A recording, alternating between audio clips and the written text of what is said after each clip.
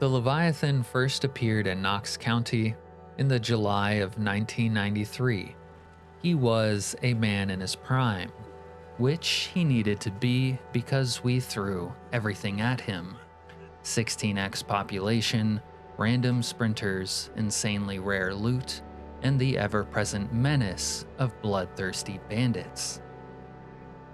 And after listening to an interesting radio program, Leviathan kicked off things by ransacking his own residence. What a degenerate. Then it was time to go shopping.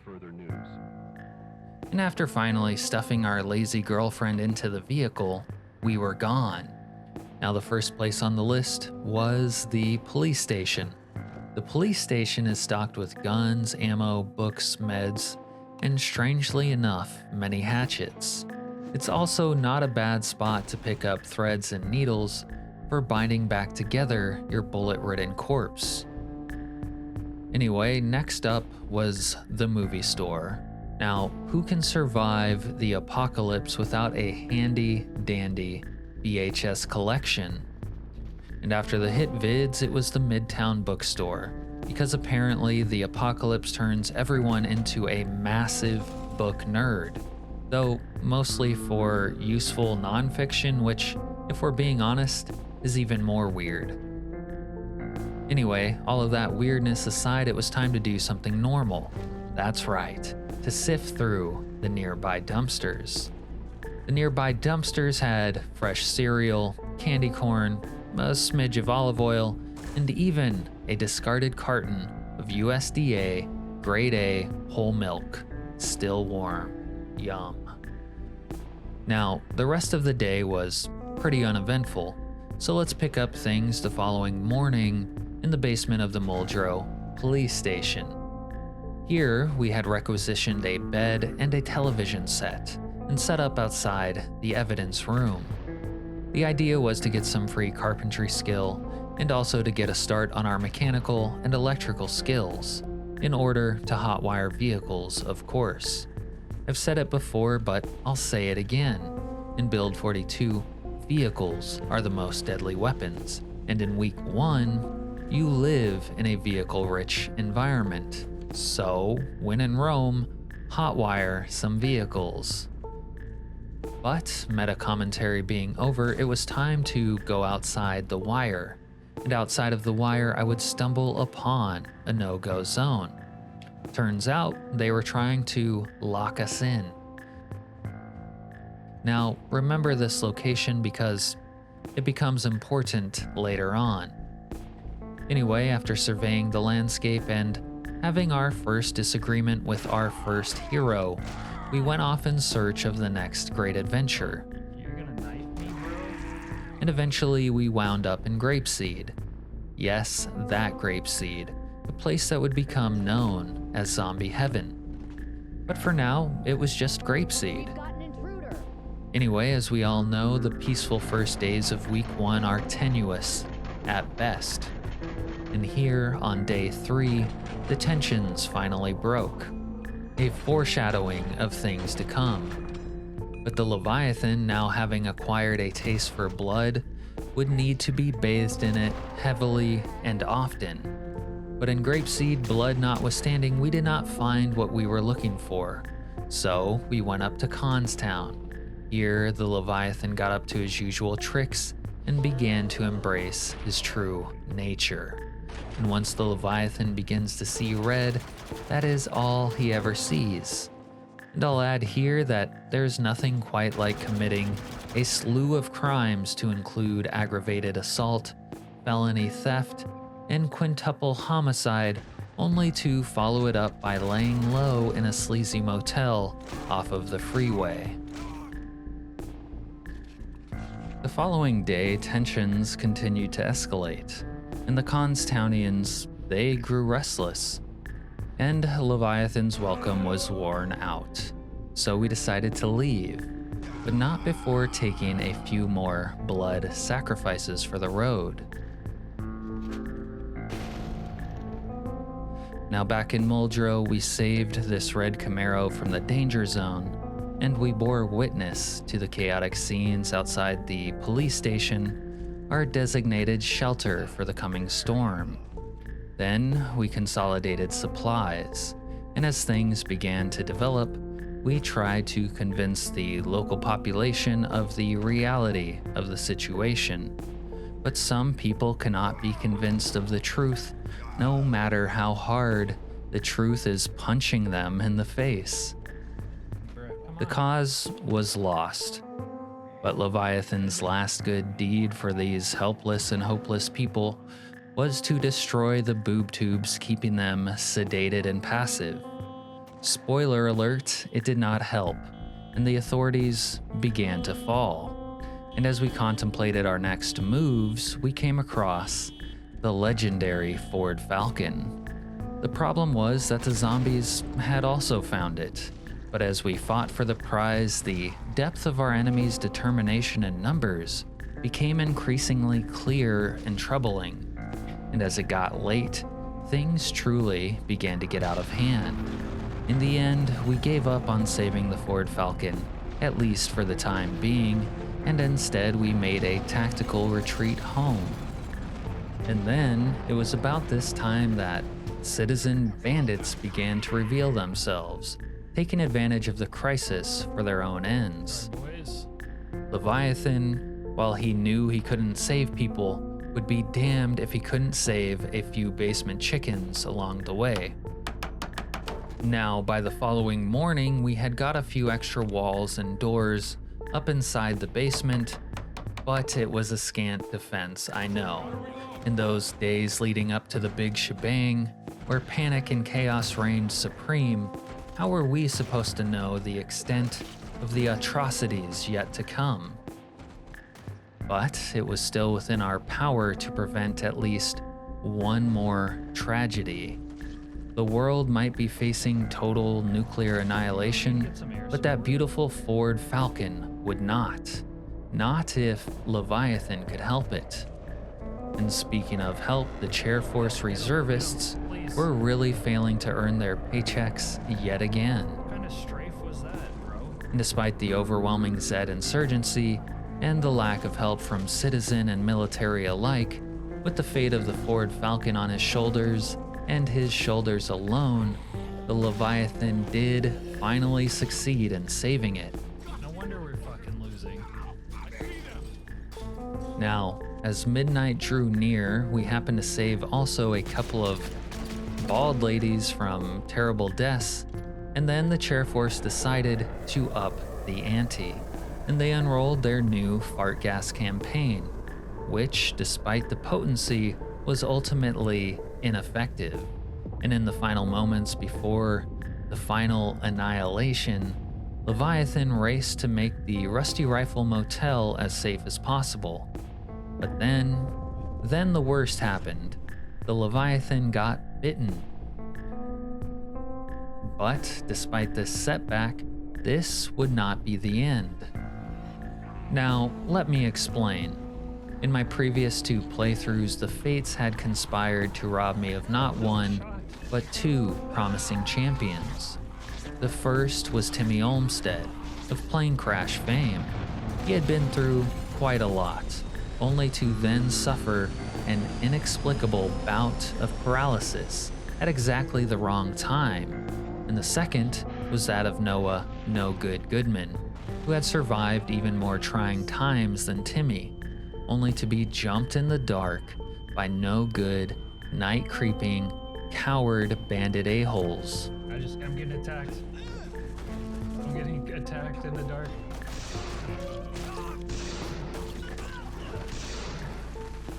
I think the game's Here, gonna crash. fate had intervened in the most dubious of ways, because despite being caught at a disadvantage, Noah No Good Goodman had turned the tables.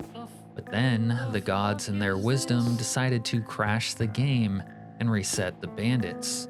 In this forsaken alternate universe, the bandits won, and Noah No Good Goodman's journey was cut short. All of this to say that no, Leviathan was not giving up that easy. But he was faced with one really large problem. The outbreak had just broken out. We had seen neither hide nor hair, of the hazmat zombie yet. This was the situation. We were already beaten and battered, but more importantly, we were up against a literal deadline. The one stroke of good luck in all of this situation was that Leviathan was able to quickly find a hazmat zombie, albeit it was amongst a massive horde now inhabiting the no-go zone. We had neither the time nor the energy to carefully clear this crowd. No, Leviathan had to get surgical, which for a character with the conspicuous trait and clod-hopping boots was nearly impossible. But after some life and death struggle and a near miss, we were just able to buy enough time to separate, kill, and loot the hazmat zombie before getting swarmed. And so it was that, for the time being, Leviathan would not perish from Knox County. Anyway, later on that night, we received another godsend in the form of another hammer brother, or so we had thought. Seeing as we had been obliged to drop our sledgehammer in the middle of that horde in the no-go zone, we thought now we could replace it. And with this new sledgehammer, we could finish construction on a secure second story at the Rusty Rifle. The only thing was that this hammer brother was broke, and he did not have a sledgehammer.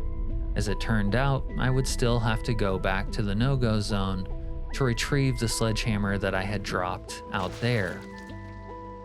Anyway, that comes later. The following day itself was fairly unremarkable. We put the Ford Falcon in the garage, moved loot around our room, surveyed the wreckage of the neighborhood, and we took note of the nuclear line to the north. Beyond that, we noticed that not only had the A-10 Warthog gone down in the neighboring yard, but a helo had taken out another neighbor's house. And with those revelations in mind, we spent the evening in the bathroom reading by flashlight. It was truly a remarkable week of survival, but the next day would mark the beginning of the creation of Leviathan's Red Road. Now, after spending the day doing what we did best, fence traps and vehicular Zed slaughter, it was time to head home and relax. But don't worry, we'll be back here painting the Red Road plenty. Now, the 19th turned out to be one of those fairly common days in Knox County. One spent consolidating loot, moving stuff around, and doing other base chores, like putting up fence traps. And this one in particular would perhaps be the most useful of them all. But let's not get ahead of ourselves. The battle that would give this place the name, the Muldraugh Mausoleum, was only just beginning. For the time being, the National Guard was still holding down the fort, so that afternoon we were back on the road doing our thing. The thing about it was, aside from this splash at the edge of Muldraugh, the town itself was leveled, which meant there would be no loot there, except in the basements. But I never much liked going into the fallout zone, so usually we took the fight to the south where at least the air was not green.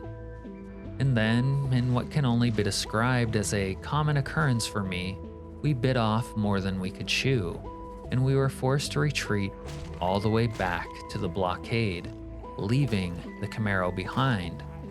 And though we wouldn't be able to retrieve it then, the fight would continue past sundown until we finally gave up and headed home. Then, on the 21st, we acquired our first CDC hazmat suit, because the CDC boys had been lingering around the edges of the forest where they felt safe from the Leviathan threat. But then one happened to get bold enough to venture out and challenge him on the road, which obviously was a big mistake. But a CDC GIMP suit had now been acquired, meaning that the Leviathan could now return to the police station where supplies were waiting for him. Now, this would be something of a second base for Leviathan, and though the radiation tended to keep out bandits, it still wasn't entirely safe. nonetheless, we decided to piddle fart around there for about a day. The only thing was that it was absolutely freezing down there. So we caught our first cold, which, if you know anything about colds, they are both dangerous and annoying. Then, back at the motel, it was time to kill another CDC puke encroaching on the property and to lend a helping hand to a couple of survivors, making quite a racket out in the neighborhood. But good deeds, of course, do not go unpunished, and the previously absent Zeds were beginning to flood back into the area. Fortunately for me, I was kind of prepared.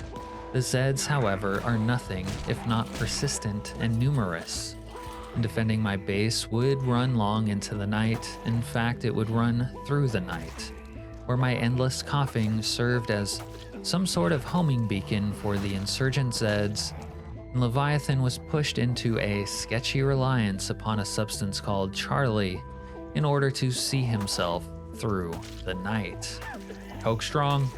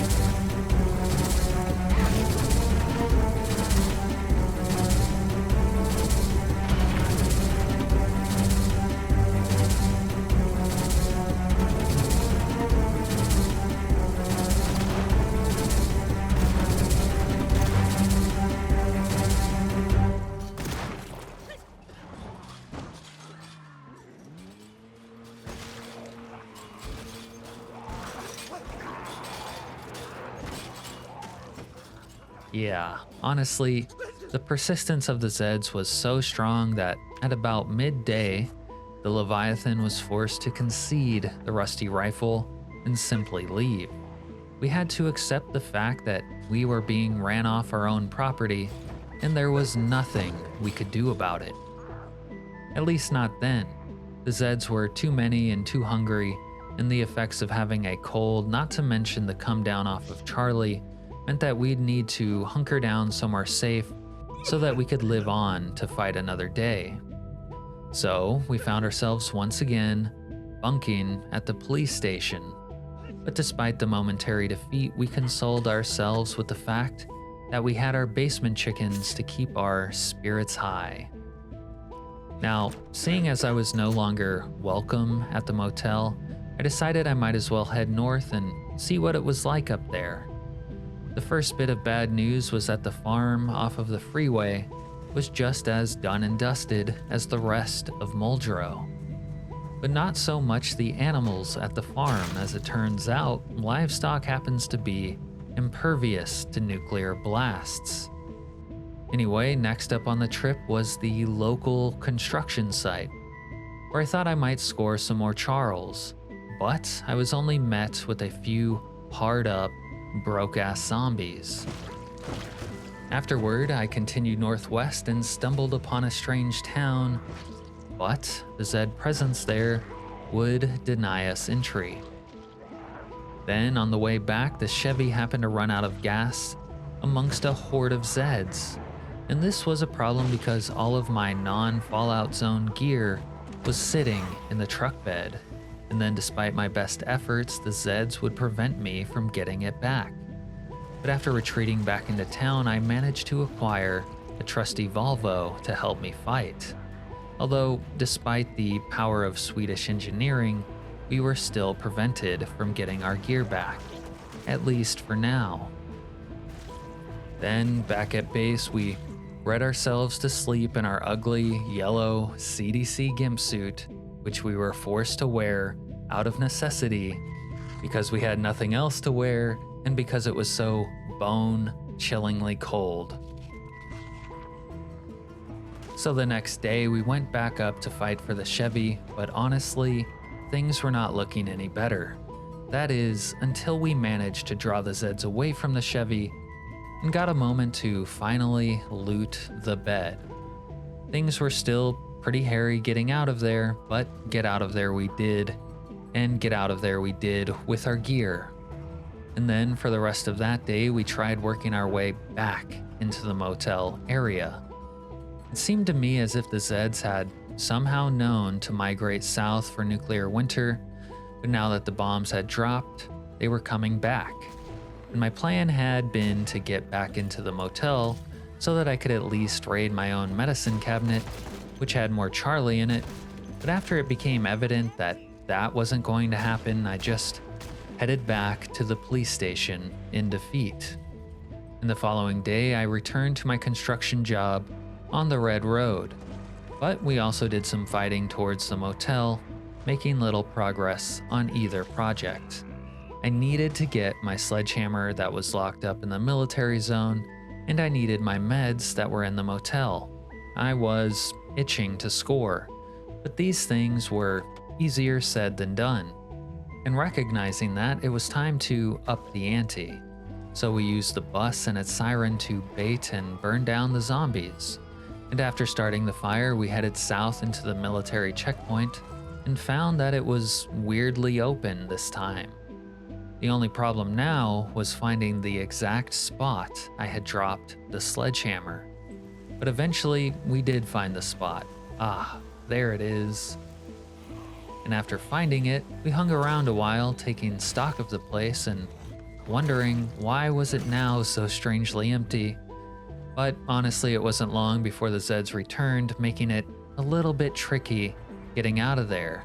But eventually we did manage to get out of there, despite the Zeds' best efforts at cutting us off. Now, back in Muldraugh, flaming Zeds were still circling the bus, so we helped guide them finally all the way into the afterlife. And then, back at the motel, there were some lingerers there too, but newsflash, we had the mystical and magical sledgehammer, so all was well.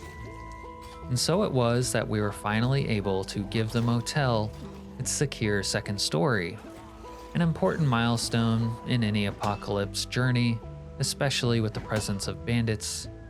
But after that, we were able to put up the escape hatch in the bathroom, which would now be the primary entrance in and out of the motel.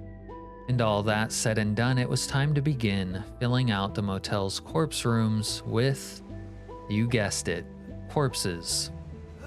That task, however, was about to become nigh on impossible as we entered into what the Leviathan called the Three-Front War Era. Yeah.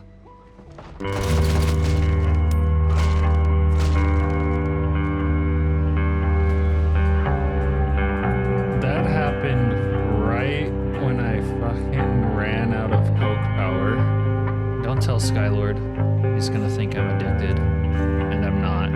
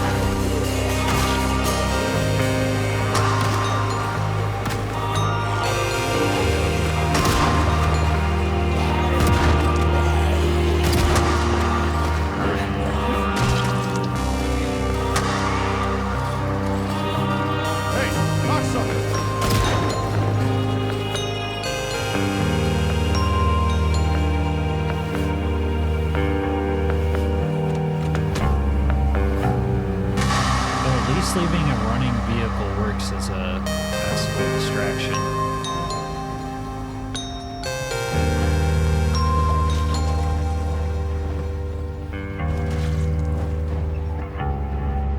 I do not need that right now. That's...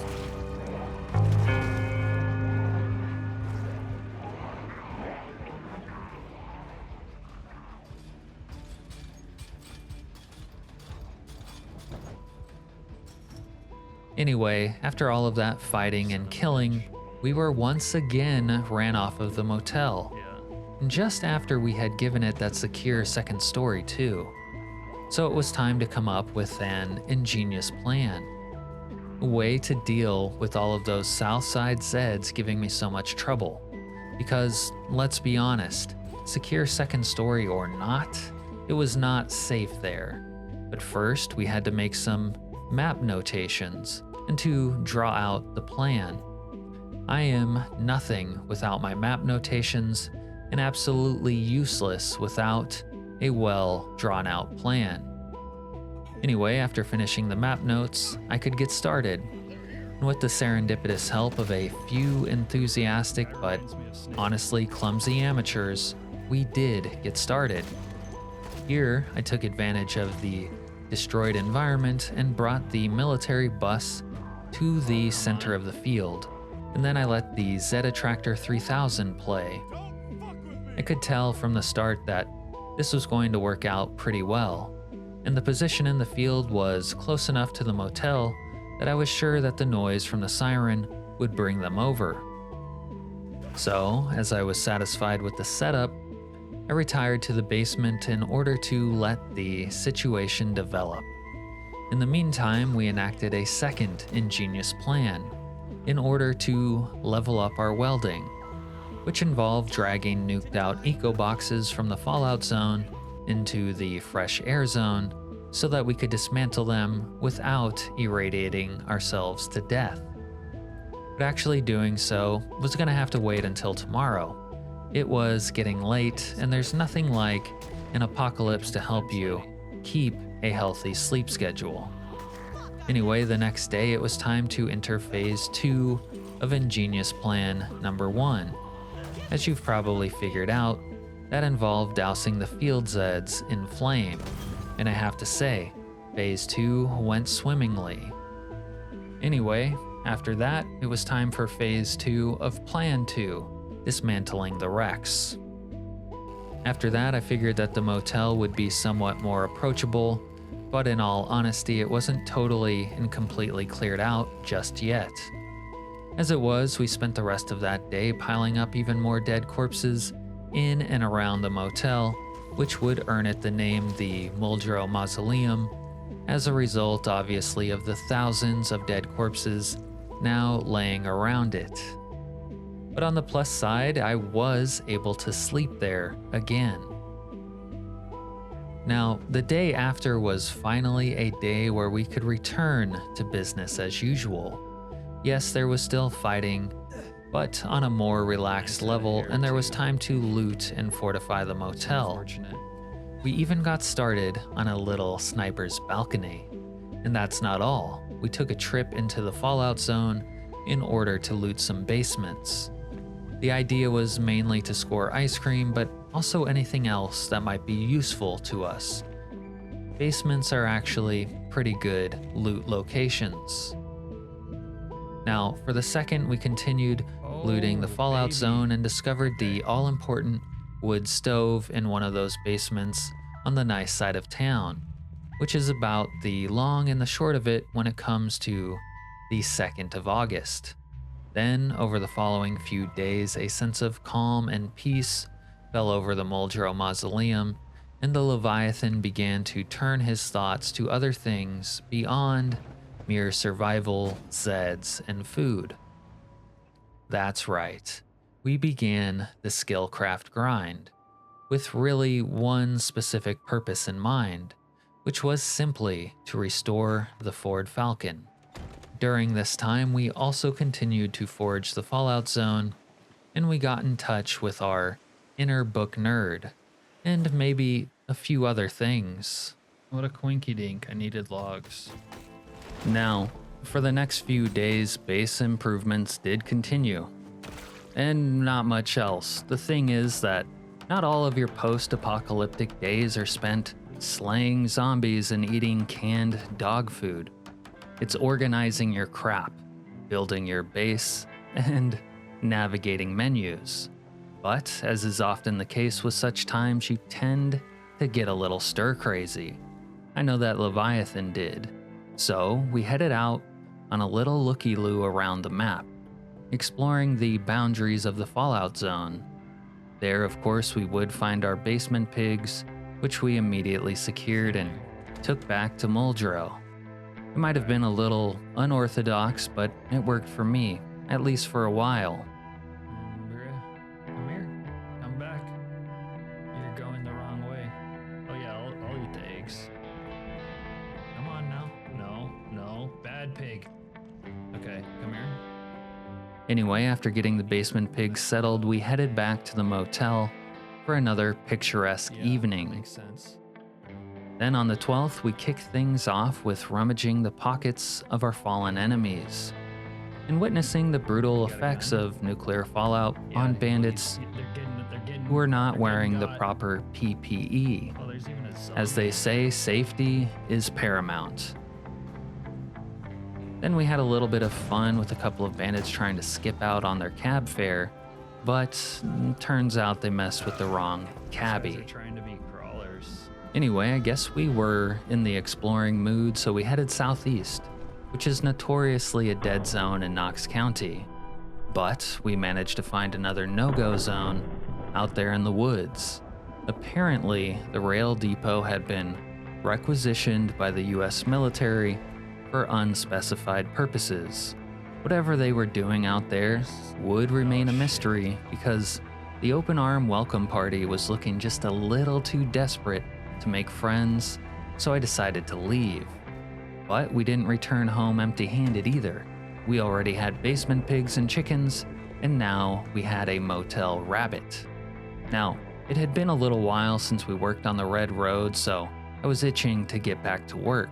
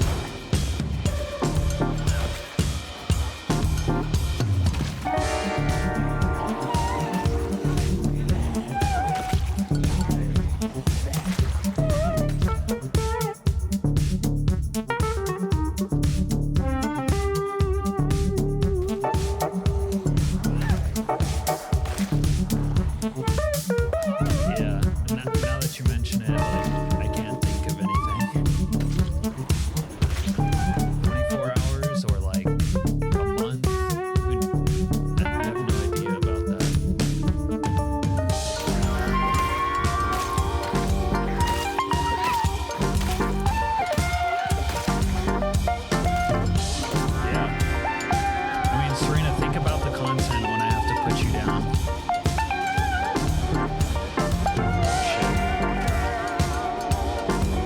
Hold on. We need to make sure we're not dying here.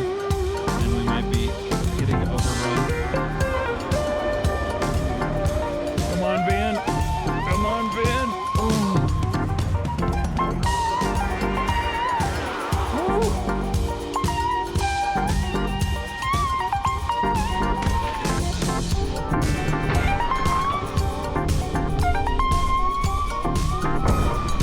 Serena's gonna have to start her own stream before we see furry zombies, because it won't be me.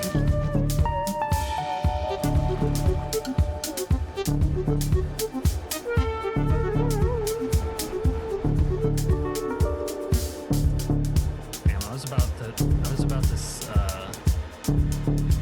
say, like, you experienced a 25-man squad. Serena, you're gonna have to like rename yourself something else so we don't recognize you.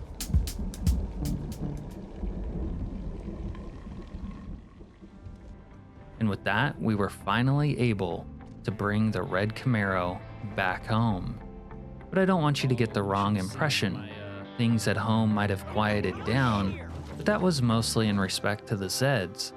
Banditry, in fact, was pretty rampant. Like this one rat bastard psychotic who decided to sabotage the Ford Falcon. Took off the wheels of my motherfucking Falcon. I do believe nothing made Leviathan more upset during his days in Knox County than this one particular experience.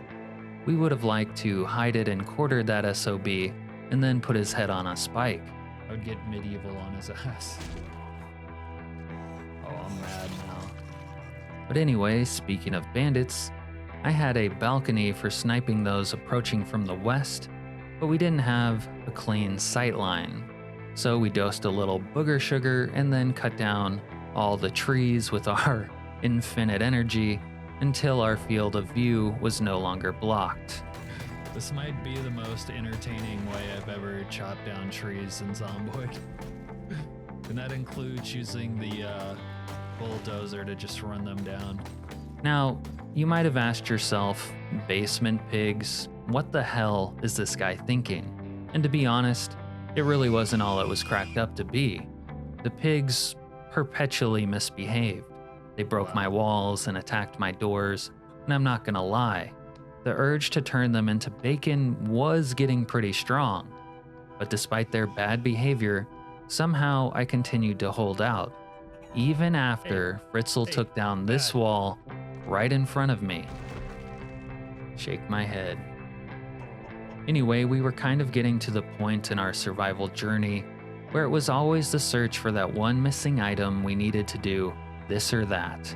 For Leviathan, it was one specific mechanics magazine preventing us from restoring the Ford Falcon. And speaking of that, we had looted most of the places available to us in Muldraugh. That is to say, like the 4 houses that weren't destroyed by the nukes, and the few basements in the south that weren't heavily guarded by massive hordes of Zeds. So the time to expand our reach was really at hand, and all the work we had done on the Red Road meant that the military checkpoint was open to traffic, and we could realistically get out of Muldraugh. The world was about to become our oyster, or so was the thought. This might actually be the line of reasoning where I convince you to drop Sunday Driver forever. As such, it was time to roll into the industrial park west of Muldraugh, and to do a little scouting, and to begin taking scalps, and of course, to bring in a little vehicular aid, which almost happened to kill us when this happened. Oh, I'm hurting myself. Make no mistake about it, vehicles are deadly weapons, and it's a sword that cuts both ways. Anyway, after getting derailed like that, we were forced to walk back to base, but we figured we might as well loot some corpses along the way so that the day was not a total loss. But men, especially men of Leviathan's type, are world renowned for their stubbornness. So the next day we towed another couple of vehicles down to the front line. This too was not exactly smooth sailing, but we did get on target eventually, and we took possession of the diner to serve as our forward operating base. Before we once again engaged the local population in a hostile takeover. Vehicles would, of course, play a critical role in this new mission, and that's why I was so stubborn about towing them down here. And lest you forget, bandits were just as eager to attack me on the road as they were to attack me at my base. Anyway, the coming days and weeks would be spent commuting from base to this industrial park and taking it over. I'm sure that you get the idea by now. But back at base, not everything was hunky-dory. There was, in fact, major basement piggy drama. They had really gone up and done it this time. Breaking down the front door to the place was almost the final straw. But as Leviathan stared down the sights of his rifle, looking at that mindless pink bag of delicious pork belly, somehow he still did not pull the trigger. And at this point in his life, neither could he be bothered to make sure that they stayed in the basement. He simply did not care anymore.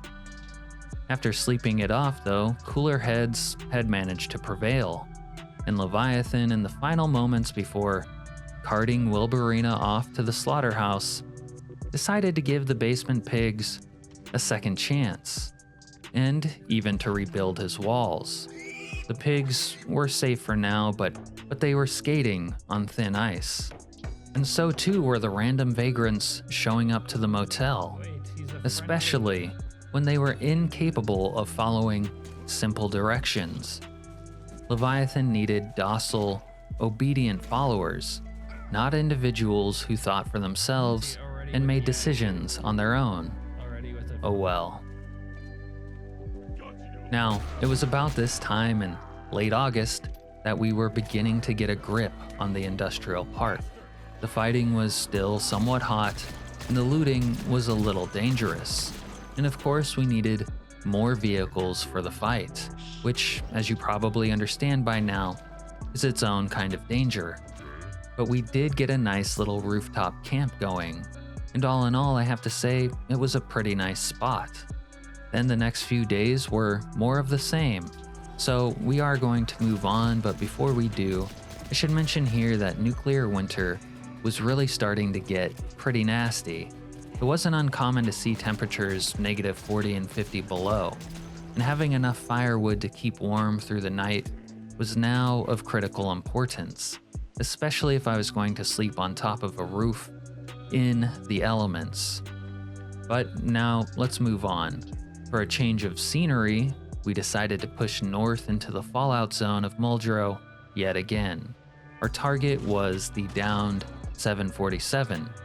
These wrecks contain precious cargo, clothes, metal, antibiotics, and no small amount of free booze. But nothing is actually free in Knox County, not even loot that falls out of the sky. So we were once again ran off of our precious red Camaro and forced to retreat back home in the dark by foot. Few things are more upsetting to me than leaving behind a beloved hot rod. So the next day, it was on.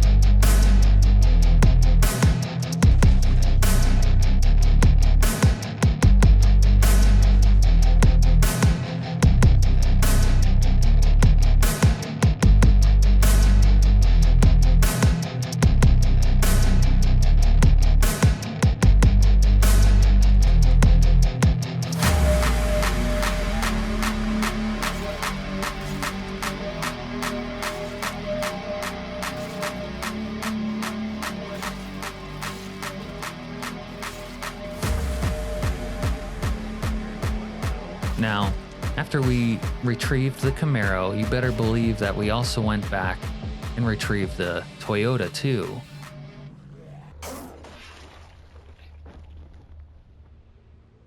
But that was about as far as it goes for September the 8th. After that, it was time to up our loot game. So we decided to take the big rig out to the industrial park and got to work. The idea was to just loot absolutely everything, everywhere, all at once, and to throw it into the rig's enormous trunk, which works well, but remember, watch out for those zombie landmines. Anyway, after a successful day of looting, we decided to take the road west, and to see what we would see. Definitely. What the fuck? The whole world is just off limits. There's a 16x roadblock wherever I go. 16x roadblock indeed. This was the spiritual beginning of Leviathan's Red Road, Phase 2. But before we began that next massive undertaking, we went back to the plane wreck to finally collect all that loot we had wanted. And as I said before, this is a great source of a variety of loot, but in particular, metal. We were still holding on to the dream of restoring the old Ford Falcon, after all. Anyway, the next few days were pretty hot and heavy fighting our way up the road, so let's just get into it.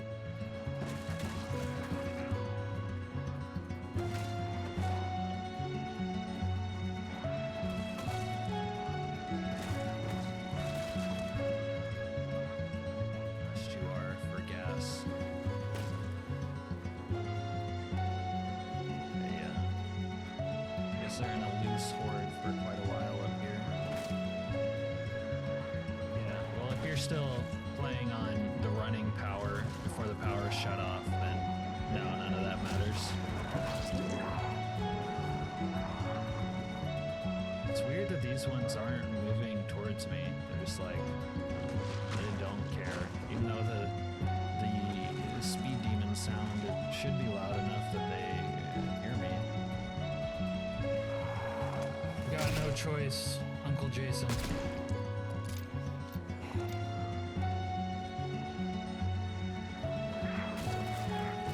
So correct me if I'm wrong, but there's still a bandit alive somewhere over here. Maybe more than one. Jason, before you got here, I saw a ragdoll like ski across the road for about 1,000 meters. Yeah, where is old Skylord? Oh yeah? You guys see me? Circle the wagons. Oh, don't shoot the vehicle, bro. Don't shoot the vehicle.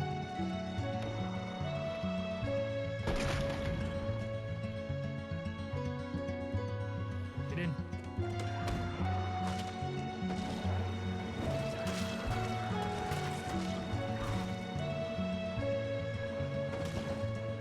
Well, it was just bad. It was just like bad. And then, I'm a little bit of a pickle.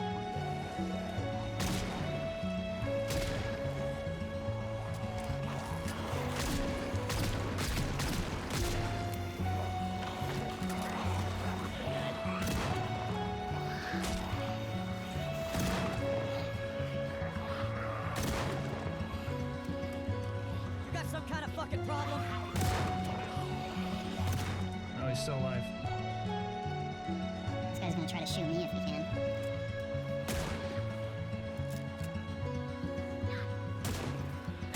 Bro, back up, dude. Okay, you fucking asshole. Piece of shit!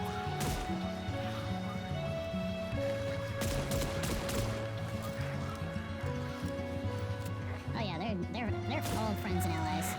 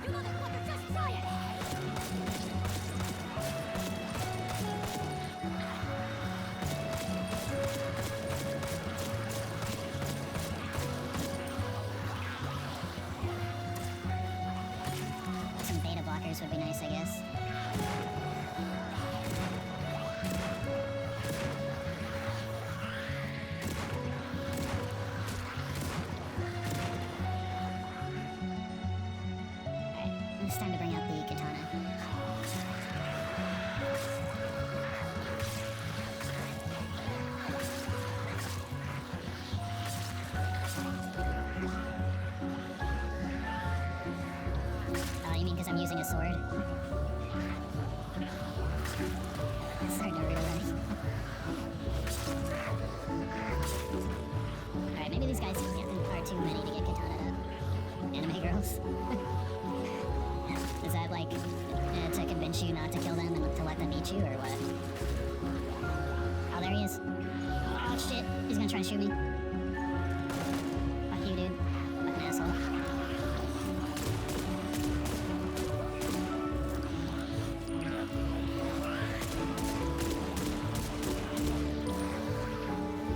Oh shit, we might have bit off more than we can chew. Oh. I need to do a bump so fucking bad.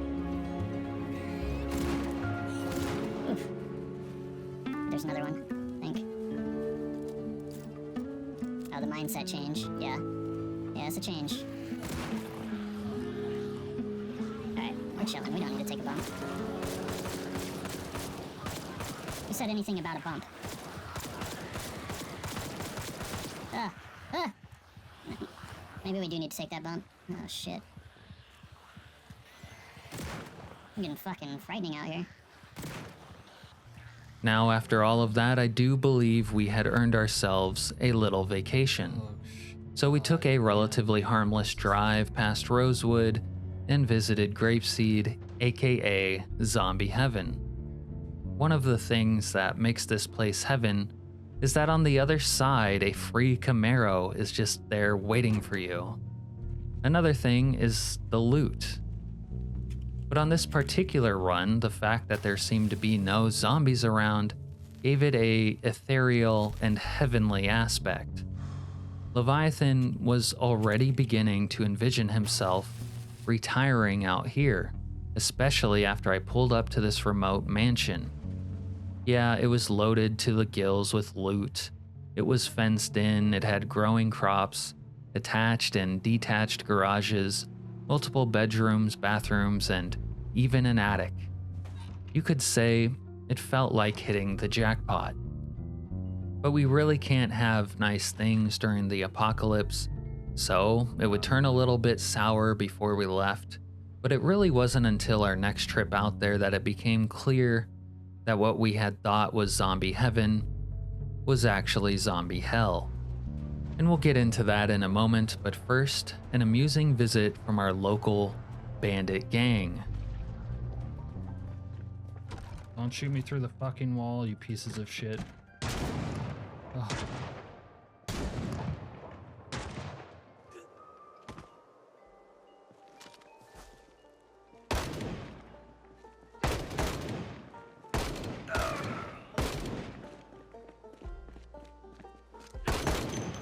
Death from above.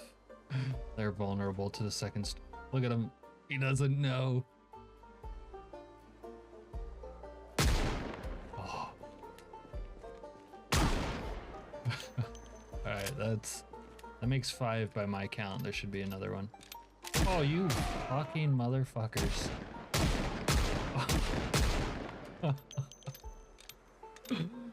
They removed like almost all the tires on the semi, dude.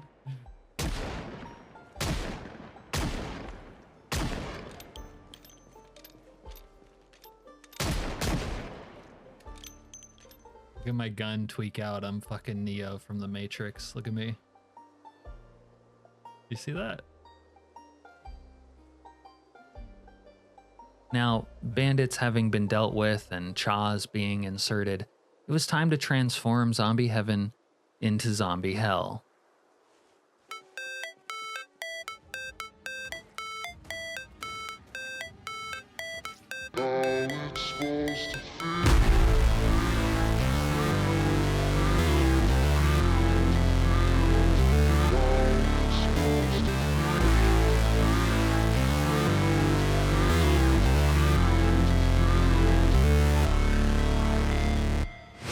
Never break, always fight, never never quit, do it right, play the game, win it life, have no shame, there's no time, feel the pain, live the grind, I could change, in my mind, pick a lane, commit and climb, the only way to win at life. I never miss, that's fact, taking big swings, hand me the bat, put me in the ring, you'll go out in a bag, cause I sing what I mean and I bring it to the mad light. Ain't got time to kill, I got time to feel, I took the red pill, I know life's short so I wanna live real, but how's it supposed to feel?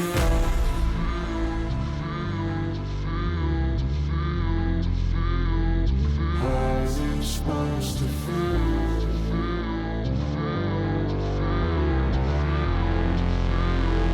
How's it supposed to feel?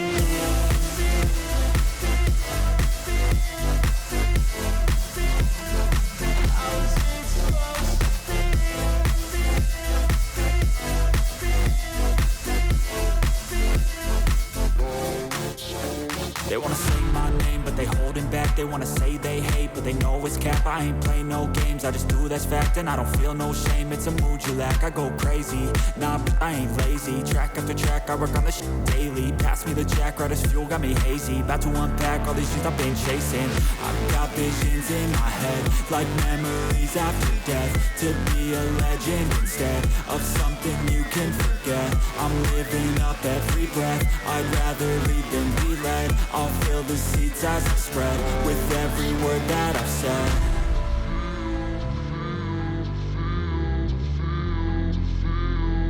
How's it supposed to feel?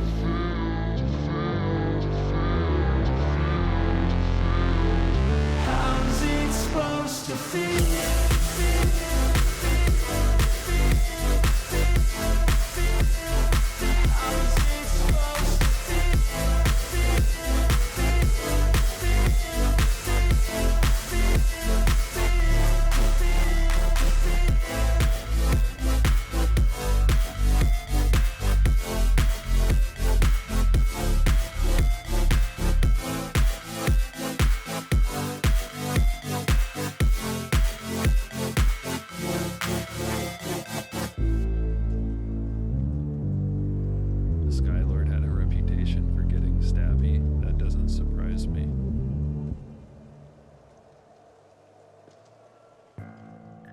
Yeah, zombie hell, all right.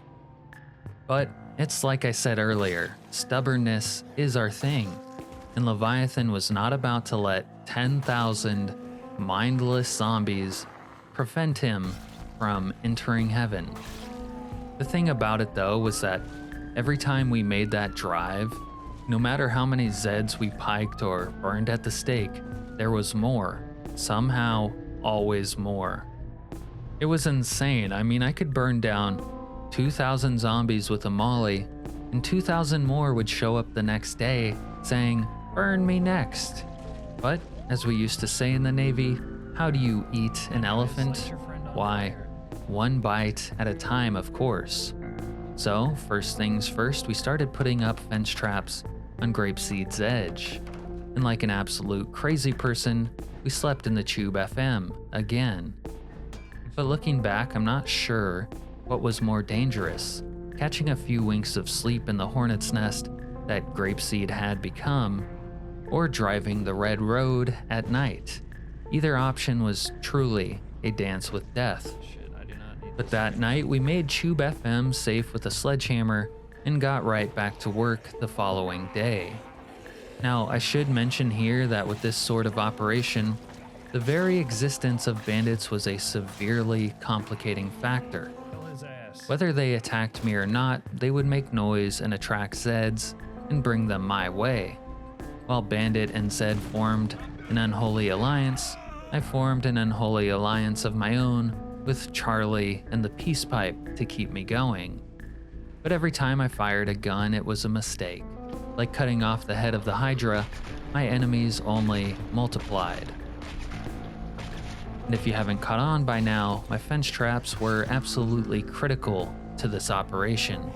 Yeah, they gave me a safer method to engage larger groups of zombies and kill them faster, but they also gave me a safe space to catch a quick breather, and, let's be honest, to read chat. Often as not though, that was not enough. I was smoking 7-gram rocks and finishing them, and even that was not enough. The Zeds in their multitudes swarmed from every direction. Nowhere was safe. Not in zombie hell, not for long anyway. But as it got late on the 24th, I saw my opportunity to get out, so I did. And on my way back, a fresh batch of zombies were gathering once again around the fire truck to be burned at the stake. And it truly was always a beautiful sight to behold. Now, after all of that action, we took a day off at the diner. We gathered firewood so we wouldn't freeze our ass off, and did whatever else it is a person does when they aren't fighting zombies. Then the next day, something happened. Friendly military guys showed up in Grapeseed, and they were kind of popping off for a while. Bros, my people, let's do it. The only problem was they were slaying so many zombies and creating so many ragdolls that the game engine began to collapse on itself, and my frame rate cratered. I began to worry for my life. And then, after a single-digit FPS near miss, several game crashes, and an unexplained scratch on my leg, I decided I had to flee. Now, I'm not gonna lie, like I said already, we were stubborn. So you already know that the next day we were back out there. But there was a few surviving army guys still running around, mucking things up. It really was a bad scene, and I was forced to the very edge of the fallout zone without my CDC gimp suit. My back was against the wall and I was truly fighting to survive. Sprinters, hordes, they were all over me. There was hardly a moment to even pop some stims or catch my breath or toke on the war pipe, but I did find this really cool big-ass knife, which it turned out I was forced to use because all of my weapons were breaking. And then I was forced to go silent because another gunshot under these circumstances was almost certainly a death sentence. I almost plugged this army guy right then and there, and I probably should have for all the help they were giving me. Fuck off, get away from me. But despite it all, Leviathan was able to thread the needle and retrieve the Ford, and we got out of there once again. I have to say though that at this point, driving the red road at night was somehow still getting scarier and scarier. The more Zeds that died there, the more they seemed to fill it up. Anyway, the next day it was colder than absolute shit, and we were forced to stand near the fire and exercise in order to stay warm.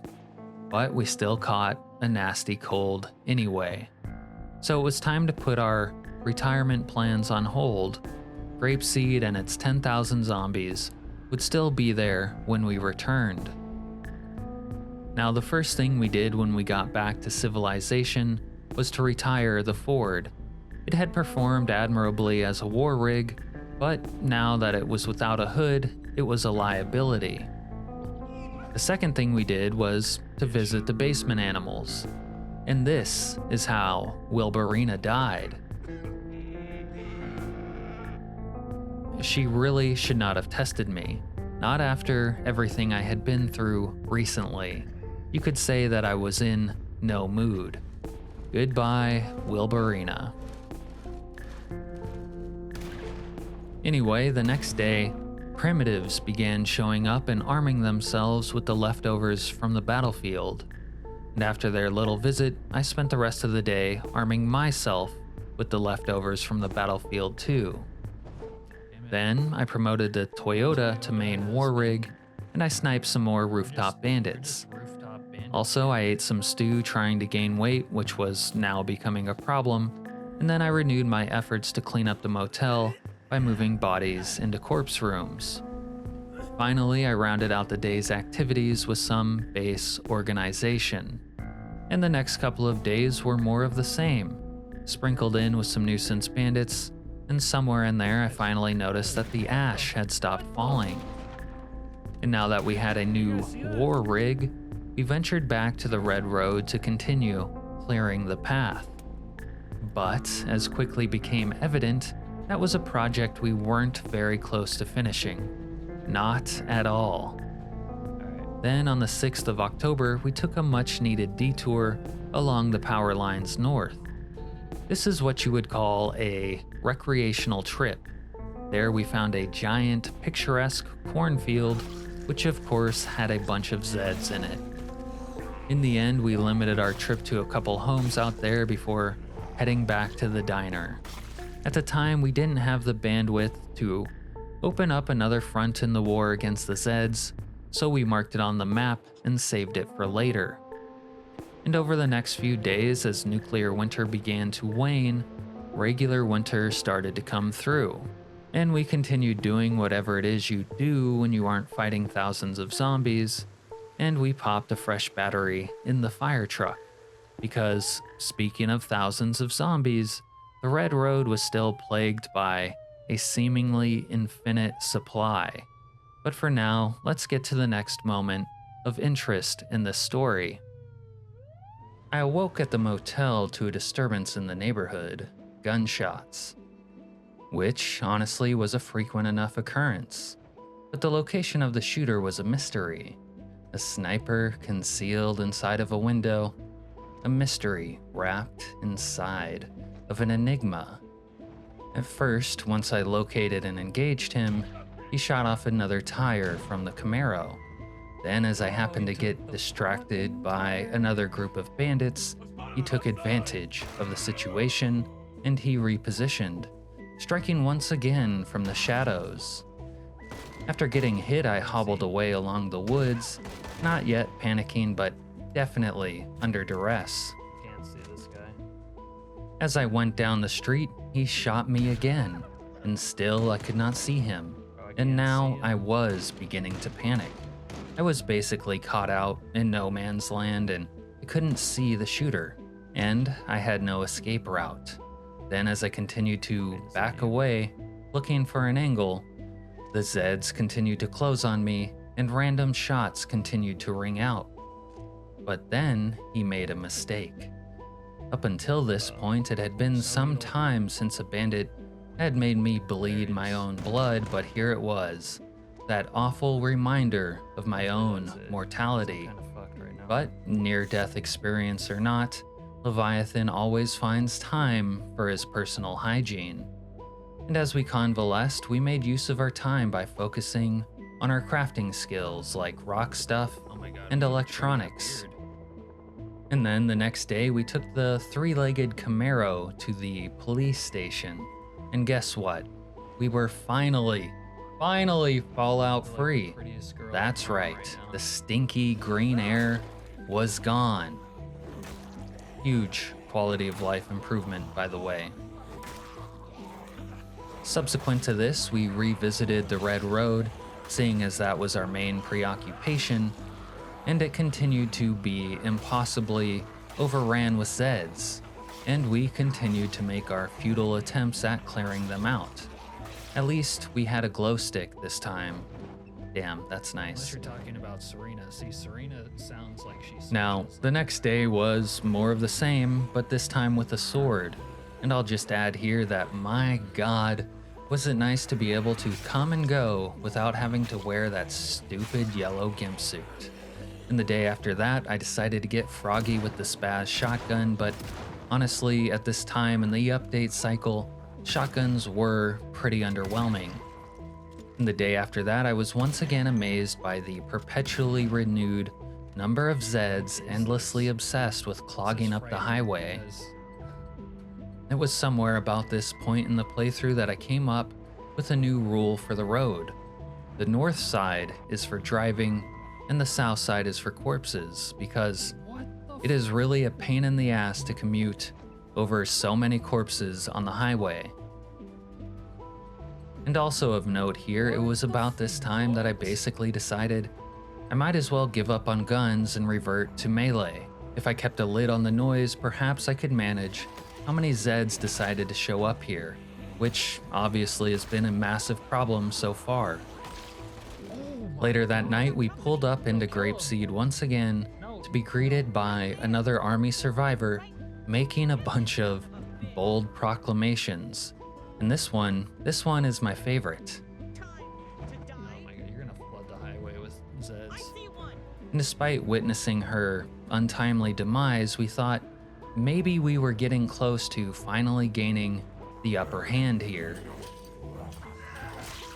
But before long, it got dark and we headed home.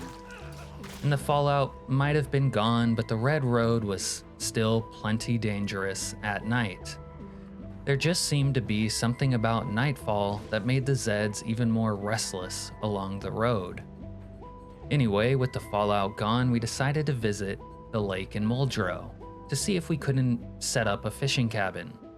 The good news was that it actually had escaped the nuclear blast. It was a little slice of heaven, beautiful and pristine. And about this time, we should make another note of the situation.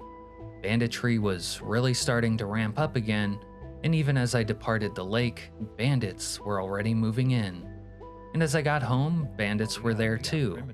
In reading my stories that night, I realized the importance of setting up the fish camp because I was officially underweight, which meant I wouldn't be as effective of a fighter, so it was important considering how much we were fighting. The best remedy for this really was just to start catching fatty fish, and the sooner, the better. Now, if I can get nostalgic for a minute, the one thing that kind of sucks about clearing out a town and expanding your reach is leaving behind awesome bases, like this one. Corpses everywhere, downed aircraft, signs of the chaos and struggle, memories. And when the rusty rifle sign still worked, awesome lighting. But I digress. We were talking about fishing, and we'll get to that in a second. But first I want to mention that somehow I had managed to get back above weight by eating a bunch of canned fruit. I'm not sure why that worked, but apparently canned fruit is a decent weight gainer. Who knew? Now, don't ask me why, but this vanilla Mustang, we'll call it, became my designated fishing rig. And as I had mentioned before, bandits had moved into my fishing hole just as soon as I left it. Kind of like real life. So we got into a little bit of an awkward standoff when I returned. But after that, and maybe a couple of zombies, we could finally get started.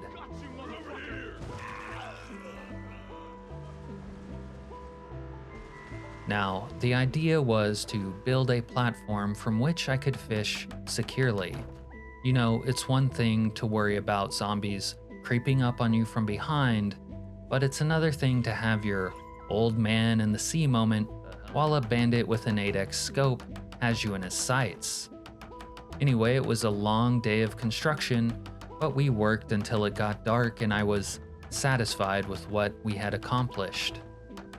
Then the next day we were back at it once again, clearing the path and gathering lumber. And it was kind of cool because I wanted to get in a little fishing, but we didn't have bait. So I just foraged some worms and threw a line in the water. Now, in point of fact, we didn't catch anything worth writing home about, but it was a good time all the same. Anyways, you know me. We can't keep away from the red road for long, so the next day, we were back at it. And the bandits were also up to their usual tricks. And before you know it, it was already dark and we were driving back to the diner. But that's okay because guess what? Tomorrow was also a day ending in Y, so we were once again painting the road red.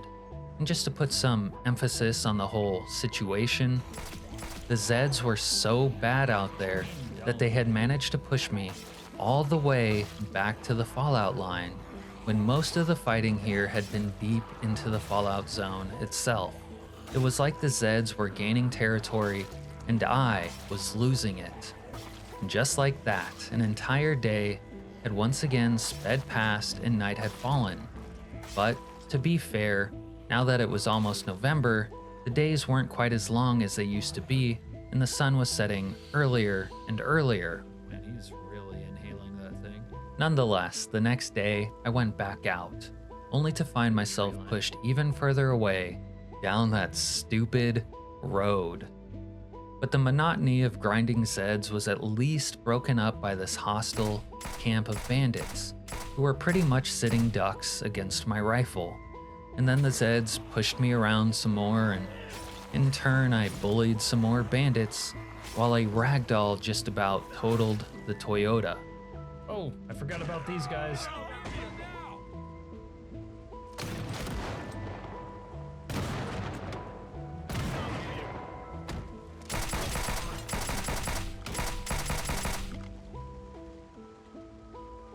Oh, you fucking dickheads.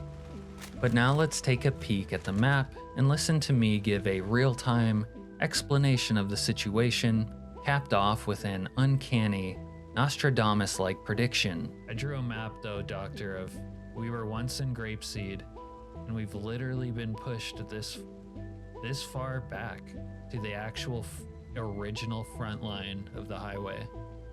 And in fact, a group of zombies swarmed right here across the whole highway. It was uncrossable.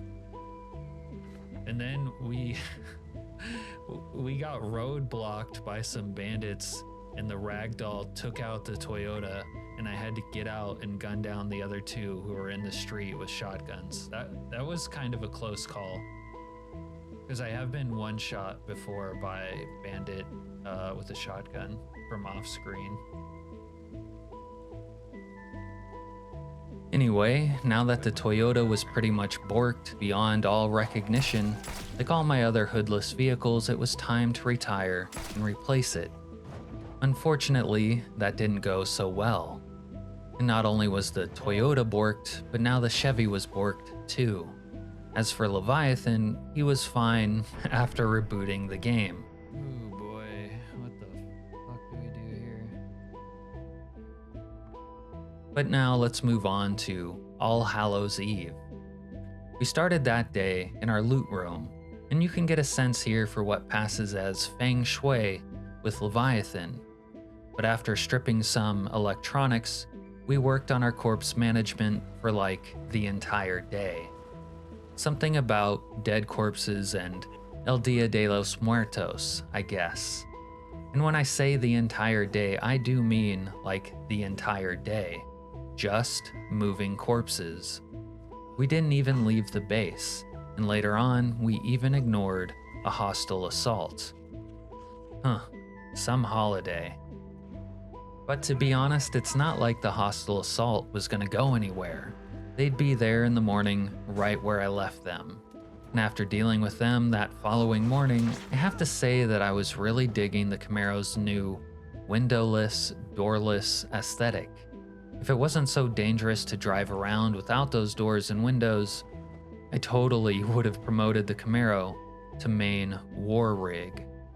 Anyway, the day after Halloween was another lake day, but I didn't really get much done, and I wasted a lot of time trying to use a drill plank to start a fire. Remind me not to do that again. Now, the next day, we promoted the Ford work truck to main war rig and headed back to the Red Road where we had made the discovery that spears did not suck anymore. I'm not sure what possessed the Indie Stone to unsuck spears at this time, but there we were, and they were easily the most powerful weapon in the game once again, which honestly was pretty useful to me because if I was ever going to progress through the Red Road sufficient to get into Grapeseed again, we'd probably have to stop using guns entirely and just start going silent. Otherwise, at this point, we were literally making negative progress. And I gotta say, I don't think it's a coincidence that the very next day, I was once again in Grapeseed, after being shut out for quite a while. But our luck did not end there. We were even able to get back into the mansion, although the horde gathered on the fence was slightly disconcerting, so we went out and dealt with them. But let it be known that by November the 3rd, 1993, we were actually able to start living in zombie heaven, but for real this time. Work on the beach bod. Now, making that place actually livable by Leviathan standards was another story. Mansion or not, it needed a lot of work. So I got started organizing, and then I built one of my patented fence traps, and I killed a few Zeds, and I took the temperature on Main Street. There was quite a few Zeds there, so I spent the remainder of that day clearing them out. After that, I lost a few days doing mundane tasks, and then I went back to the old fishing hole. There we made even more progress on the cabin, but it still wasn't quite complete. And I guess we were really entering our Bob the Builder phase because the next morning I expanded the motel balcony and then headed down to the fishing hole to do even more construction. Then we rounded out the evening by dusting a few night stalking primitives, which, oddly enough, was not the only trap laid for us that evening. I wish I could say that I mixed it up a little more over the next few days, but aside from looting random places for random things and liquidating random bandits, we mostly continued working on the fishing hole. But now we can demonstrate the wisdom of the cabin's design, as shown here. Fuck you! Shut up! Shut the fuck up! You were gonna pay for this bullshit! Just fucking die already! Motherfucker! Anyway, now I was ready for a break from construction, and we hadn't been to the Red Road for a while, and as was always the case, there were fresh Zeds to challenge me there. But also a new style of trash bag bandit. And these guys were real degenerates. Not only were trash bags their preferred garment of choice, they were also the type of guys and gals willing to give their lives just to ruin your crops. Yeah, they're some real bastards. Now, I don't think I'll ever understand it, but still, after everything, the rosewood gap between Grapeseed and the diner was once again, somehow, repopulated with even more Zeds. No, we're not going that way. At this point, I'm just gonna give up on clearing it and begin focusing on Grapeseed itself. I mean, thousands of Zomboids and months later, and the main road was still impassable at times. They'll just, what is this, dude? And to add insult to injury, the undying alliance between Zed and Bandit still held up. Some things never change. Anyway, back on the home front, I was once again relegated to preventing the primitives from acquiring modern weaponry, and Spartan kicking down my fences. Nonetheless, the mausoleum restoration project continued, and so did a couple of other things. Old habits die hard, I guess, and fishing was also starting to pay off, and not just for my waistline, but enough of the same old, same old. I want to see something new. So it's time we head out to the secret military zone by the rail depot. This time I was granted access, but it was still looking pretty scary. So I grabbed my new biohazard container and got ready to leave. Yeah, I wasn't ready for this place. As I attempted to leave, the streets that were previously empty now were attempting a pincer movement on me. So I followed the train tracks east and wound up finding another, perhaps even scarier entrance to the compound. Now, the place had definitely piqued my interest, but we were not ready to tackle a project of that size at that time. So we filed it away and kept it moving. But enough pussyfooting around. Let's just get into our time in zombie heaven proper. I like the look of that guy's sword. On November the 17th, I broke into a store on the edge of town. It had a little bit of everything: magazines, tools, generators, and more. Like I said before, Grapeseed is heaven. And it was helpful to me having access to the store here because whenever I take over a new town, I like to acquire loot on site. This frees you up from having to haul stuff around, but it has the added benefit of giving you something to do when you conquer new towns. And the next couple of weeks were really a blur of fighting zombies, killing bandits, and improving the mansion. So we're just gonna drop the footage in the blender, montage it out, and tie this story off.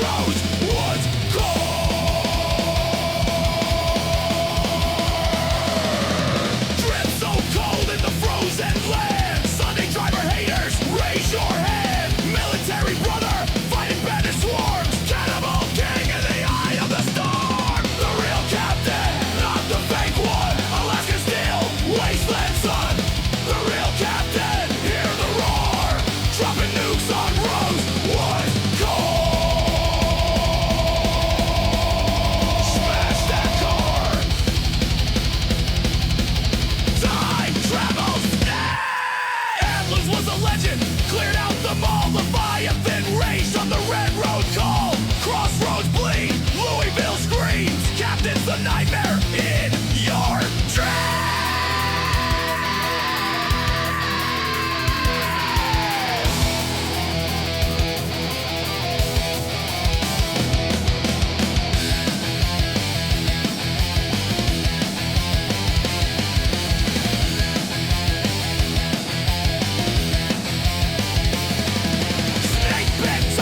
Twisted grin, bug in the cold when the storm began. Alaskan wasteland, frozen and me. The real captain rules this killing scene. The real captain, not the fake one. Alaska steel, wasteland sun.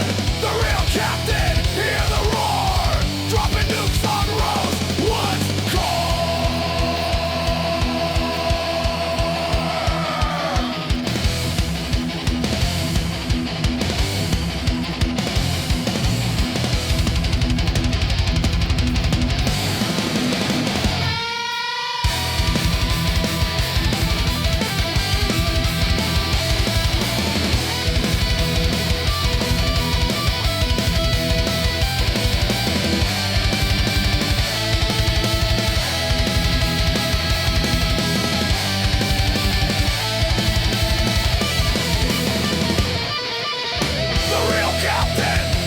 Fake one, Alaska steel, wasteland sun.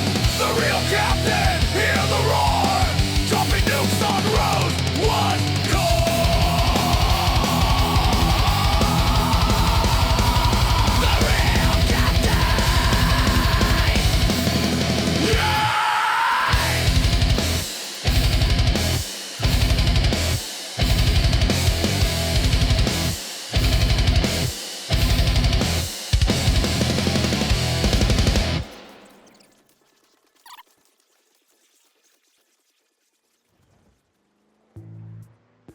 Now, we're getting to the end here, but before we do, let's revisit our favorite places one last time. For my last days at the motel, I finally got to do some mechanics, and I began restoring the Ford Falcon finally, because while I was in Grapeseed, I had finally found that magazine that I had needed all this time. And now I was welding armor onto the Falcon. Unfortunately, the project wouldn't be able to be completed at that time because, honestly, I didn't know what I was doing, and I still needed more welding skill, glass blowing, and a scalpel, but at least it was a start. And afterward, we took the Falcon out for a little bit of a joyride, and we smashed some bandits with it. This singular car had been the dream that kept Leviathan going all this time. Sadly, it would never be fully realized. I don't know. Oh, fuck, we got a bad guy. Anyway, my last days at the fishing hole wouldn't be complete without an awkward standoff in the woods.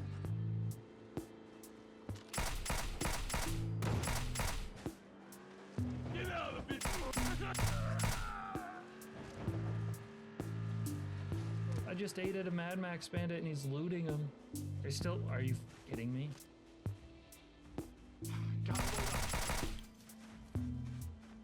Truth be told, a second group of bandits would appear in the woods later, but they thought better of raiding me and just let me fish in peace.